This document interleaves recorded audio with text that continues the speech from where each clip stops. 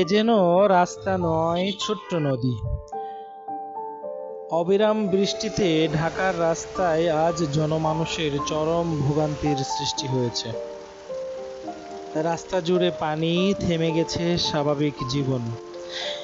বৃষ্টি হলেই এটা ঢাকার বাস্তব চিত্র হিসেবে ফুটে ওঠে।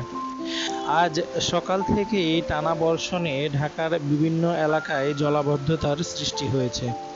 কোথাও মোটরসাইকেল বন্ধ হয়ে গেছে, বাইকার ঠেলে নিয়ে যাচ্ছেন, কোথাও রিক্সা ও গাড়ি ধীর গতিতে চলতে বাধ্য হচ্ছে।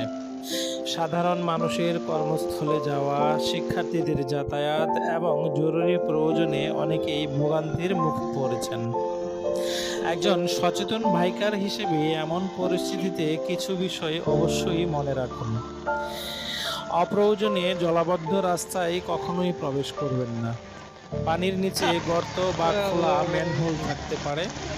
ব্রেক ও টায়ারের গ্রিপ কমে যেতে পারে, তাই আগে থেকেই ব্রেক করে স্লোলি যেতে পারেন। ইঞ্জিনে পানি ঢুকলে বড় ধরনের ক্ষতির সম্মুখীন হতে পারেন।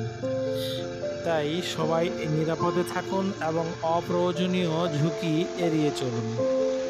আপনার এলাকায় কি এখনো বৃষ্টি হচ্ছে? পানি কতটা জমেছে? ছবি বা ভিডিও থাকলে অবশ্যই আমাদের কমেন্টে শেয়ার করুন। ধন্যবাদ সবাইকে।